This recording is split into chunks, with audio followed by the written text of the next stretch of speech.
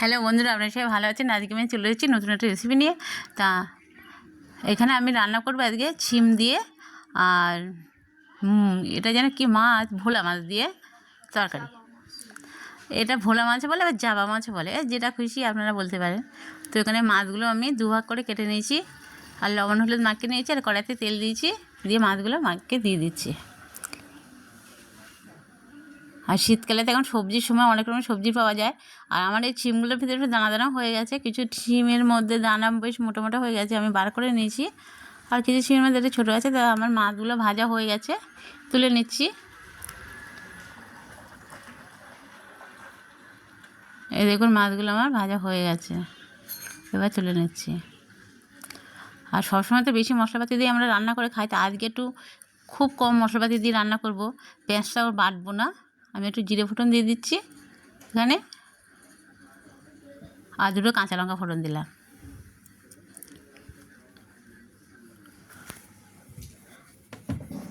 আর এবার দিয়ে দেবো পেঁয়াজ রসুন, এখানে নিয়ে নিয়েছি। এর পেঁয়াজগুলোর হাফ থেতে করে, রসুনগুলো হাফ থেতে করে নিয়েছি, রসুনগুলো একটু দিয়ে দিচ্ছি আর পেঁয়াজগুলোকে কুচি নিয়েছি। এইভাবে রান্না করে একবার খেয়ে দেখবেন বন্ধুরা। সবসময় তো বেটে ঘষে আমরা খাই, কিন্তু এইভাবে রান্না করলে অনেক ভালো লাগে খেতে। তাই আজকে আমি এইভাবেই রান্না করছি, একটু মশলাপাতি কম দিচ্ছি। আর এদিকে আমি আলুগুলো আর শিমগুলোকে কেটে নিয়েছি, নিয়ে একটুখানি ভাপ দিয়ে নিয়েছি। আলুগুলো একটু হাফ সিদ্ধ করে নিয়েছি, শিমগুলো হাফ সিদ্ধ করে নিয়েছি। এই দেখুন, আর কিছু দানা হয়ে গেছিলো, সেই দানাগুলো ওই যে। আর যাতে রান্নাটা অল্প সময়ের মধ্যে দেখানো যায়, অনেক সহজে হয়ে যায়, সেই জন্য ওইগুলো করে নিয়েছি। দেখো পেঁয়াজগুলো আমার একটু লাল লাল হয়ে গেছে। এবার আমি আলুগুলোকে দিয়ে দেবো, দিয়ে পেঁয়াজের সাথে কষিয়ে নেবো। আর শিমগুলোও দিয়ে দেবো পরে।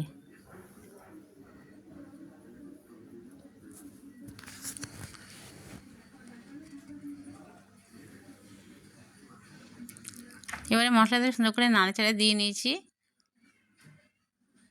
পেঁয়াজগুলোর সাথে। কেন আলুগুলো আমি সিদ্ধ করে নিয়েছি, তার জন্য বেশি সময় লাগবে না রান্নাটা হতে। আর এখানে আমি দিয়ে দিচ্ছি হলুদ। হলুদটা তো আপনাদের পরিমাণ মতন দেবেন, মানে যতটুকু তরকারি যে হিসেবে রান্না করুন সেই হিসেবে পরিমাণ মতন হলুদটা দেবেন। আর লবণও তাই, লবণ দিয়ে দিলাম।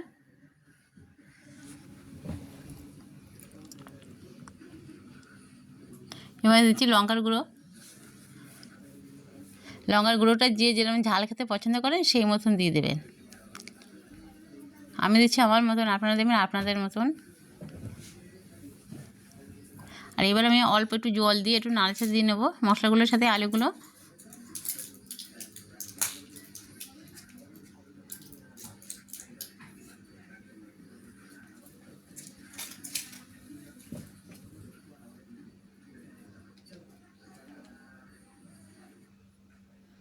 এই যে নাড়াচাড়া দিয়ে নিয়েছি আমি।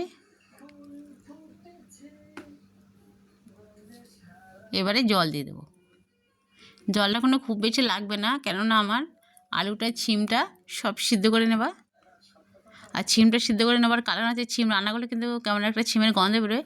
তো শিমটা যদি আপনারা ভাপ দিয়ে ফেলে দেন তারপরে কিন্তু তাহলে শিমটা রান্না করলে খেতে ভালো লাগে। আর এখানে আমার তরকারির ঝোলটা ফুটে গেছে, এবার আমি শিমটা দিয়ে দেবো। শিমগুলোকে এবার তরকারি ঝোলে দিয়ে দিচ্ছি।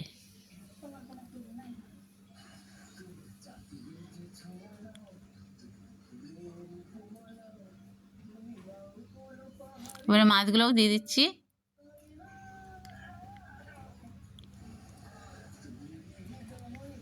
এবার একটু ঢাকা দিয়ে দেবো।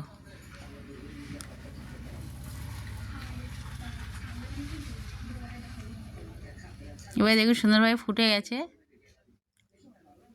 এবারে আমি মশলাগুলো দিয়ে দিচ্ছি। এবার দিলাম জিরের গুঁড়ো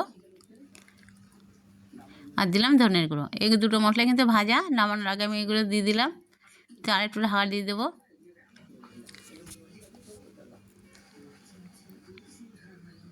ঝোল কিন্তু খুব একটা বেশি নেই, এই অল্প একটু ঝোল না রাখলে এবার খাওয়া যাবে না। খুব বেশি না, খুব কম না, এই অল্প একটু ঢাকা দিলাম। এরপরে আমি নামিয়ে নেব।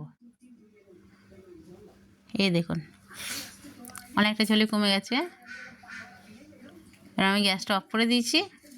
তো এবারে দেখাচ্ছি আপনাদের কেমন হয়েছে, কত সুন্দর হয়েছে। দেখুন বন্ধুরা, কত সুন্দর একটা কালার এসেছে। আর কতটা ভালো লেগে আর কিন্তু গরম ঢেলেছি তো ভাব উঠছে। তো আপনাদের যদি অবশ্যই ভালো লাগে তাহলে লাইক কমেন্ট শেয়ার অবশ্যই করবেন, সাবস্ক্রাইব করে দেবেন। আর যে সকল বন্ধুরা এখনও পর্যন্ত আমার চ্যানেলে নতুন আছেন সাবস্ক্রাইব করে নিন, অবশ্যই করে সাবস্ক্রাইব করবেন। আর যদি আমার রান্নাটা ভালো লেগে থাকে তো অবশ্যই একটা লাইক দেবেন আর একটু বন্ধুদের কাছে শেয়ার করে দেবেন।